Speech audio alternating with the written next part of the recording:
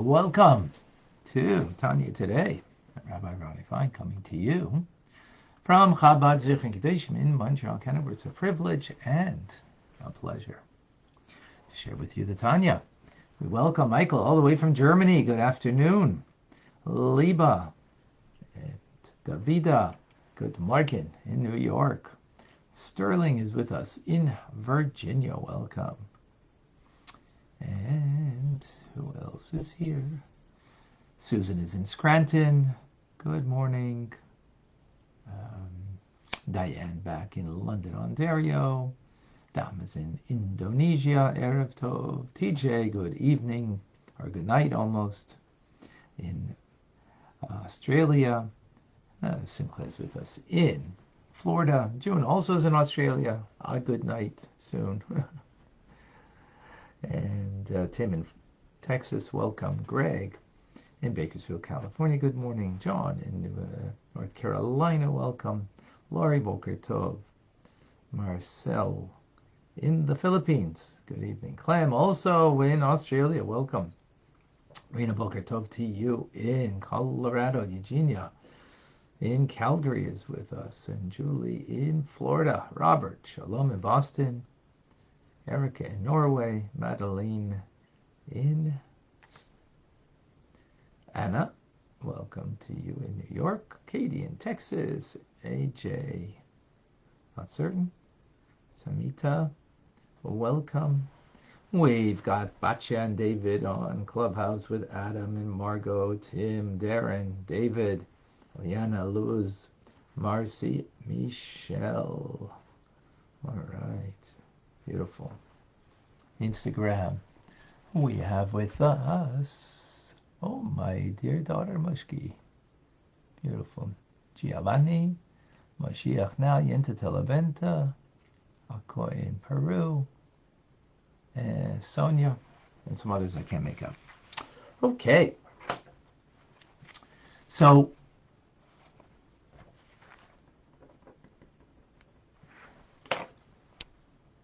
what's the ultimate intrinsic value?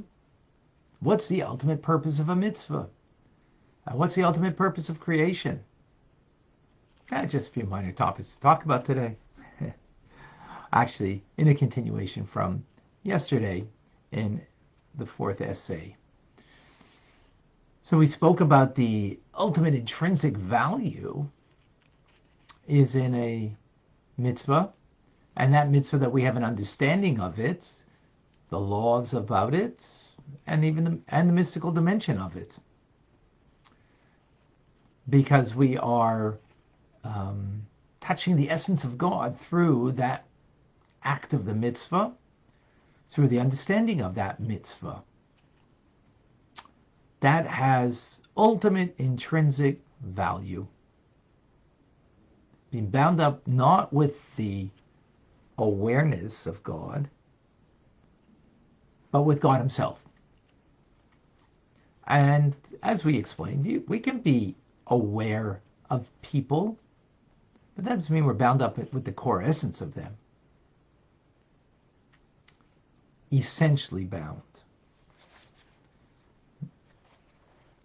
But through a mitzvah, and through the understanding of that mitzvah, and in Torah teachings, we are bound up with the essence of God, as opposed to the ultimate purpose of the mitzvah is to have an awareness of God, to know God, and to know him, and to serve him, or to be connected to him with a complete heart, with a full heart. That means we need to know, be aware of him, even though it's not the essence of him, meaning aware of by the things that he does, like in a person, the things that you do gives you the capability to know something about another person. And you can have a fuller heart when you know things about a person, right? The more you know about them, hopefully. Well, the more you know about God, at least. The more you know about a human, as you say, from a distance, Wow. Then you get up closer, and then you get to know the person. So, familiarity breeds contempt. So that's in the human condition. That's something we need to work on, of course, but that's for another discussion. But not with God. So we need to get to know him, about him, which is not the core essence, but getting to know about him, just like a human being, will give you a fuller heart. You do it in the right way. But towards God, for sure. So the purpose of the mitzvah, even though it's not the intrinsic value of the mitzvah, the intrinsic value is the divine connection to the essence of God through the act of the mitzvah, through the learning about the mitzvah of Torah. But then to know about God as creator, to understand Seder Hishtalshelus, the order of creation, how it descends from beyond the world of Atzilus to the world of Atzilus emanation to Bria, Yitzir Asiya, what it means, each world and the angels in those worlds, the souls in those worlds, the chambers in those worlds, the divine attributes in those worlds, so on and so forth. That's knowing God, about him. And that's the ultimate purpose of the mitzvah. Now, what's the ultimate purpose of creation? Not of the mitzvah. The ultimate purpose of creation is the act of the mitzvah. Just like the ultimate intrinsic value is in the act of the mitzvah. The ultimate purpose of creation, as opposed to the ultimate purpose of the mitzvah, might get confusing here, but, put on your Talmudic cap, so you can appreciate distinctions in ideas. So the fact of creation, what is its ultimate purpose, is in this physical world. And then we've given reasons till now that that's where you can find the sparks of godliness, right? And refine this world, as we gave an example. And now we go further with that idea. Why is it that this physical world, doing a mitzvah that requires action, is superior to the soul and its love and awe of God, its awareness of God, its love and awe of God that awareness brings a person to, is lesser than the act of the mitzvah? So, if you recall, we mentioned God's name, the Tetragrammaton, Yud and a Hey and a Vav and a Hey. When it's b'milui, which means completely spelled out, then it creates 4 different ways it can be spelled out, the letters, which give you 4 different numeric values. So what's important for us over here is our soul comes from Ma, which is a numeric value of 45. Mem is 40. Hey is 45. And then Sag, Samach is 60, and Gimel is 3. It's 63. Is the root source of the mitzvah, from where it comes from. So let's explain. The root source of our soul comes from the world of tikkun, which means the world of correction, the world of fixing, and comes from the name of God, because everything comes from God. So the different names of God here just are different vital forces that come from God.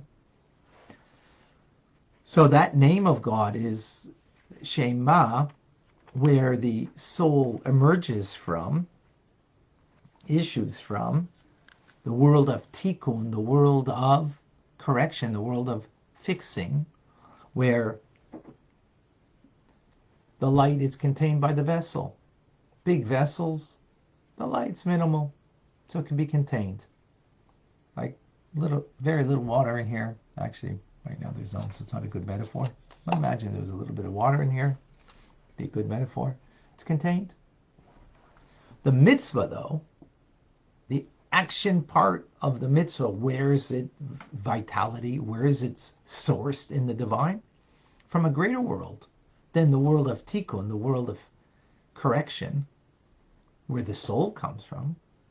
The mitzvah comes from the world of tohu, the world of confusion, the world of chaos. Why is it chaos? Because the vessel is scant, is very small, and what's being poured into it, the light, is intense. Like if I took, 10 gallons and started pouring into this mug, and it was on the edge of the table, it would fall over and break. And that's where you get the shards, the sparks that are found in the mitzvah. That's how when it comes down into this world, then it becomes Shem Ban, the number 52 of God's name. When it falls from its source in the world of chaos. Now, let's call it tohu. When we say chaos, it doesn't sound so good. Doesn't sound so great. No, doesn't sound great. A second, sorry. Oh boy.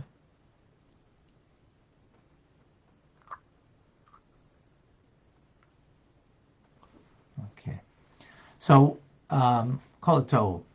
Chaos just means, as I just gave the metaphor, but it's a higher world. It's more power. What does it mean, higher? More infused, induced with the light of God, the awareness of. It's so intense and it's so powerful. So, what do we got here? The act of the mitzvah derives from the name Sag, the internal aspect of Adam Kadmon, primordial man. While the soul only issues from the divine name Ma, like the forehead of primordial man, not primordial man himself internally, but only like a glimmer that comes from the forehead, metaphorically. A mere reflection, but not the essence.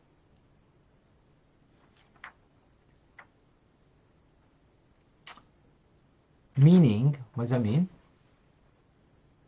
It means that the mitzvah and the act of doing mitzvahs and the understanding of that mitzvah emerge from a much loftier place than our nefesh, ruach, and neshama, our soul. Now, so therefore it's greater than us, yet it fell into this world, into the materiality of this world, and since our soul comes from the world of correction, we could correct that which emerges from a loftier place than us, but we can correct it by engaging in doing a physical act of the mitzvah. That's why if it was only spiritual that we were engaged in, well then you wouldn't be able to elicit the root source of where that mitzvah came from the tetragrammaton, the name of God's Shem Sag, the name Sag. You wouldn't be able to do that. Right? Because it's only the spark has fallen into the materiality of this world, and by gaining access to the material world through doing the mitzvah, that spark of godliness, of holiness that's there, of the divine that's there, through the act, we elicit its root source. We attach ourselves to its root source. Now, we come from the world of correction, so we can correct that which has fallen, but what we in fact do by doing that is touch something greater than us that's found in the mitzvah and allows us to attach to it, to that name Sag, as we explain. Now, with this, we answer an amazing question. And the question is, how and why could it be that food should give vitality to a human being? When we're human. You're telling me some vegetables is going to give me vitality? Now, that's our experience. And we know that that's, so to speak, a fact of life, if you will. That's our experience. But that's not the question. Here, philosophically, we need to understand, how is that so? How is it possible that the human being doesn't get vitality directly from something greater than itself, like God, as opposed to our vitality has to come by means of something lower than us, inorganic food, vegetation, animal, fish, whatever. How come? How does it work? How do we understand that? Well, we just explained it. The food or just like the physicality of this world, but so the food of this world derives from the name Sag, of God. Remember that numeric value of 63? It derives from there. In other words, it derives from a loftier place in my soul. However, it's fallen into this world, and me and you, being that we come from the world of correction, world of tikkun, which is a lower world, lower in the sense that it is not as aware of its source. It's, meager light contained by a big vessel as opposed to intense light. But that gives us the capability of then taking that which has fallen from its source into this world and is now lower than me. It's an egg. It's a barley soup. It's a glass of water, which I'm missing right now. Being that it comes from the world of tohu, all of that, it comes from a greater place. Therefore, it can, when we use that as humans, we fix it, we elevate it, we allow the spark of God to animate us, and that's what it means. That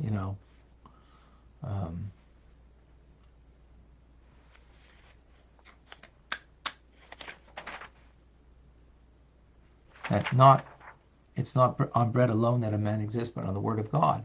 The verse in Deuteronomy, right? That man is not sustained by bread alone, but the word of God. In other words, the word of God that's in there, which means the name of Sag, that name of God, where its root source is in the world of Tohu, the world of chaos, right? Now that's its root source, but it falls into this world as that spark of divinity that now, when unleashed, meaning when we eat it, it gives us vitality because its root source is greater than us. It's a powerful idea. Much more to say on that. So that's a reason why the physical act of mitzvahs this is the idea over here. We're talking about the physical act of mitzvahs, and the study of those mitzvahs is greater than the feelings that you have towards the mitzvah, in the sense of the ultimate purpose of creation is in the doing of the mitzvah. The ultimate intrinsic value is in doing the mitzvah. Now we're going to give another reason why action-related mitzvahs is loftier than our soul's love and awe of God, the feelings that it has. As God says, my face, my innermost dimension, my inwardness shall not be seen. His inwardness cannot descend to be revealed down here, but only the external aspect of God.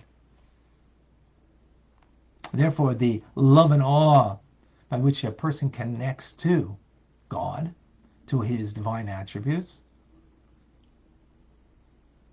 cannot draw down into the soul in an innermost way, because we only have the external aspect. By contrast, though, the mitzvah itself, by doing the mitzvah, we can have the inner aspect of the divine attribute to connect to.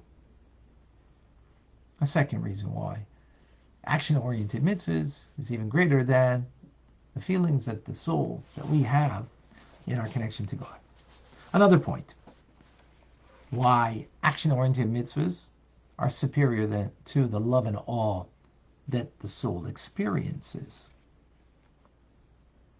Well, let's get a metaphor for this. Third explanation. When a teacher teaches, right, gives over an idea, what do you get of the teacher?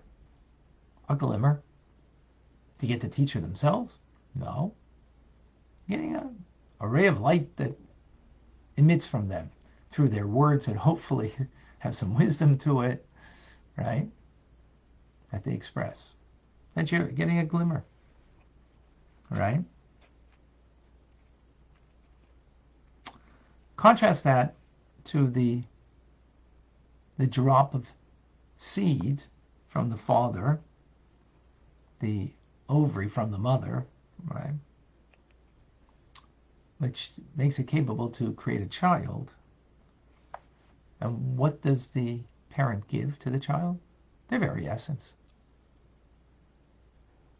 They don't give him an idea on how to think, but they give him an idea of, what to think, right? But give him how to think. That they think, parent and child kind of think alike. They have idiosyncrasies that are alike. They have so much. You can see the imprint of the parent upon the child. Why? Because you give the core essence of yourself to the child. Right? Not just giving an idea. Like right now I'm teaching an idea of Tanya. So what am you getting from me, for example, is, right now I'm teaching. So you're just getting through what I speak, the idea, which is, what's that of me? It's important. It's an important idea. It's not about the value of the idea, but the question is, what of me are you getting? A glimmer. Not getting the core essence of me, but the child gets the core essence of the parent. That's a simple idea that we all understand, right?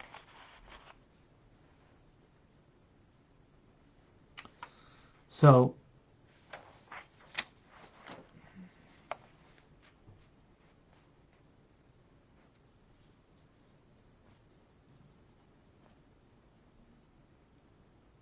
likewise,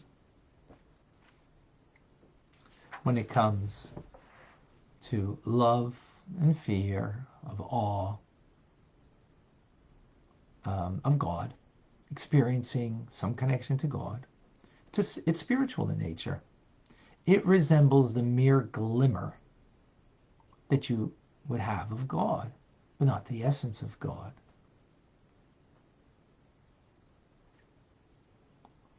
Again, as the teacher gives a mere glimmer of themselves when they give over very maybe compelling, inspiring, beautiful idea, fine.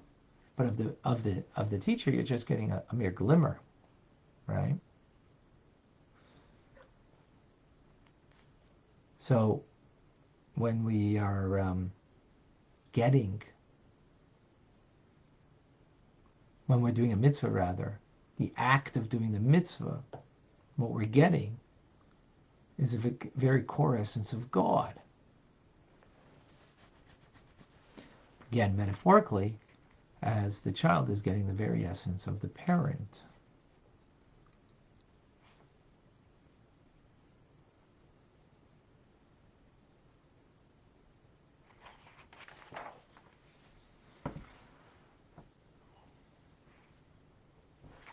Powerful idea.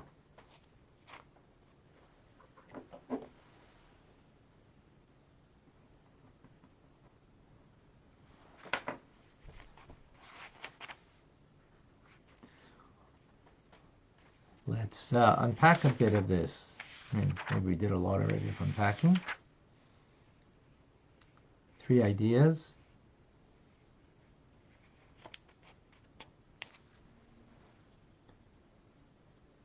So the real paradox here, you can have something that's greater, but yet needs correction, needs fixing by something that's lesser than it. Like, sometimes our kids who are lesser than the parent, so to speak, or maybe, I don't know, so to speak, in intelligence, in awareness, in life experience, wisdom, and whatever else, but yet, they could be very chaotic, and we're very, more disciplined, but yet sometimes they can give something to us that's greater than us, and we can gain from them. The truth is, from every person is that way. Sometimes you see a lofty soul and they're just not contained because they come from a lofty world that's not so contained, that light. And they need correction. So sometimes you got to look at that person. It's actually a loftier soul. Maybe through me will come a correction and will come a help. But at the same time, imagine you can recognize that this person's even loftier than you. And in your humility, you don't feel, that you are, I'm the one fixing you. Yeah, but he's greater than you. Just interesting thought about this idea. Right?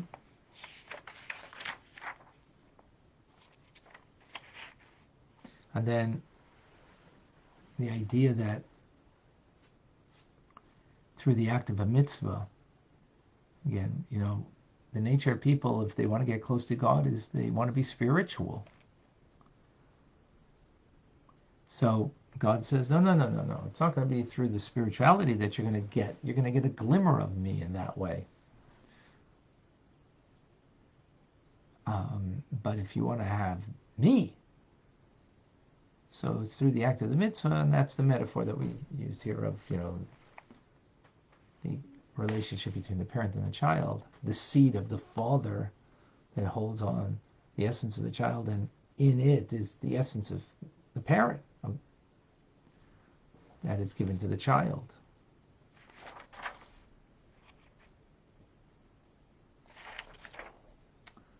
Some powerful ideas.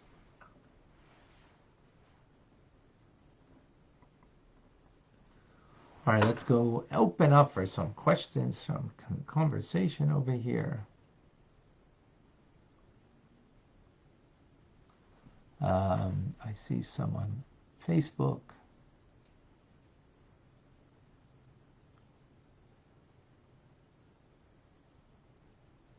At least I think I saw. Reminded, 2 question marks. Then your question. Laurie, God is hidden in the world, but is everywhere. It's not that we need to find God, but recognize His presence. The mitzvah will help us know Him. And is that the recognition of presence in the world? Yeah, that's very good. Excellent. Thank you for sharing that. Is it placing on tefillin on the forehead, not on the forehead, but on the above the original hairline, related to this as a reminder to men? If so, are women on a higher consciousness, so we don't need a reminder? There's probably some kind of relationship of that glimmer from the forehead, but maybe, but I don't necessarily think so.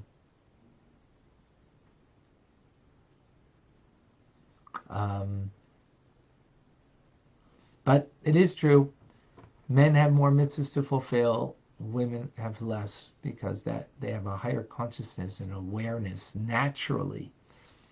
Of course, everything that is the way God created by nature can be corrupted, but that being said, naturally have a greater connection, and therefore don't need the mitzvah of tefillin or other tzitzis and other mitzvahs in order to have that awareness and that consciousness. Okay, Julie, is the word you're saying sag? Yes, you got it. You got it.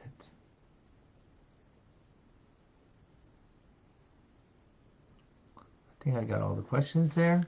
Luz, please share with us. Good morning, Rabbi. Good morning, everyone. Good morning. Happy holiday day for those who have a day off today. Happy days. Rabbi, you mentioned tohu. Okay, so we know there's tohu and bohu. So the mitzvah comes from tohu. Is Yes. that what I heard? Yes. Okay, so what's bohu? Because tohu is chaos. I forgot what the other one means. And what comes from the other one? Well, they're both the same idea. Chaos and void. Voihu is void. She's making reference to the verse in the beginning of creation. Bereshis bara, in the beginning God created heaven and earth. Soyu vavoyu, and the earth was soyu, tohu, what we're talking about, chaotic, vohu, and void. And the Spirit of God was hovering over the water. So this is actually where it all comes from in biblical reference, and thank you for bringing that up. Ruach, Elohim's mirachefis. So the word mirachefis means hovering.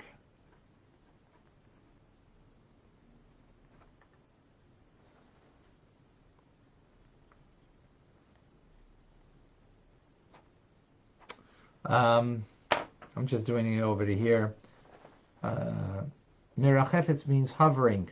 So there you have the starts with a mem, ends with a tuf, which means death, mace, mate. And then in the middle letters of Resh Chei Pes, which is 288. Those are the 288 sparks, shards, that when the intense light was so great that the vessel couldn't contain it, it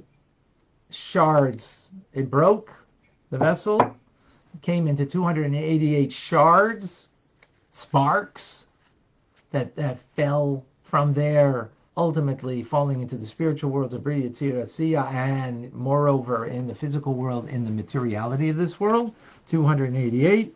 And that's what's that is mace, meaning dead, because they fall into klipa. Klipa is the opposite of life, face to face from God. It's klipa means the shell covering over on the vitality, the source of vitality of God. And that's why we who come from the world of tikkun, the world of correction, are here to correct that death sentence in the sense that it's klipa, that the spark is now encumbered, it is covered over, concealed, and the presence of God isn't there. So there we see it in the very first two verses of creation. The whole concept of what we just spoke about is hinted to in that verse. This is the Kabbalah of this verse. The world of Tohu. So the physical world in the first day of creation, or before first day of creation, was big soup mix. After the word Bereshis, after God said the first utterance, which was a Maimer Klali, a general statement of creation, a word of animating and bringing into into existence from nothingness. And what did it bring into existence? Tohu vavohu. Complete chaos. Why was it complete chaos? You know why? Because you know what was there? Everything. Everything. The sun and the moon, the stars, the water, the earth, plants. Everything was there. So then what happened the rest of it? Rest of the days of creation? Everything emerged, was put into its place. Tikkun was fixed into its place. And then ultimately on the sixth day, the person that would be now responsible to continue that process, Adam, and would continue that we are here to do a tikkun, to do a fixing of this world. So that's in brief how it fits in with that verse. Thank you for bringing it up. I hope that was clear. That was a lot to unpack, Rabbi. Oh yeah, maybe I just did too much on that. No, I'm getting okay. So everything was in the chaos. I'm still looking for the void. Like, where was the void? But well, when you have chaos, you have void. Void of what? Void of order. Void of order. Void of order. There was no order. If you have a soup mix with a sun and a moon and the stars and grass and earth and everything is there. If you look at creation, it doesn't say on the fourth day God made the sun. He didn't make the sun on the fourth day. It was all done in the first word of Bereshit. It says on the fourth day God placed the sun in its position. It doesn't say he made the sun. He didn't create the sun then. That was already created with the first mimer, with the first utterance.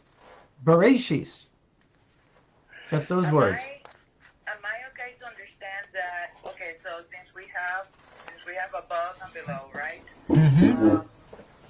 It would be above as intention, not like really created. It was all the elements and everything, and the thought of it from God was already in the above world, but it was all mixed up. And then no, not in the above world. Now we're talking about in this world. Oh. Talking about in this world. That's Interesting. Yeah. Not spiritual, physical. Yeah. Physical. This is even better than the Big Bang Theory. This is even much more, it's ultimate truth, but much more understandable. But anyways, we're going to leave that. Okay? Thank you. Thank you, Rabbi. I can go on with this one for a long time. Thank you. All right. Hold on. Let me just see if I saw. What happens to Tohu when Mashiach comes? Well, see, Tohu is the potential. The potential will be realized. So there will be a union between Tohu and Tikkun that will have the light of Tohu in the vessels of Tikkun, and it'll all, in other words, we want that lofty light of Tohu, but we also want to be able to contain it. We want to contain that light. That's Mashiach. Thank you for that, Davida. Did Hashem set the world and the Tohu up so that we will be the actions of repairing the world? Yes. Absolutely. Julie, does this relate to Sagittarius? Asking all constellations have much meaning in Hebrew and I don't know. I don't know about that, so I can't answer you. All right. We have anything on Instagram?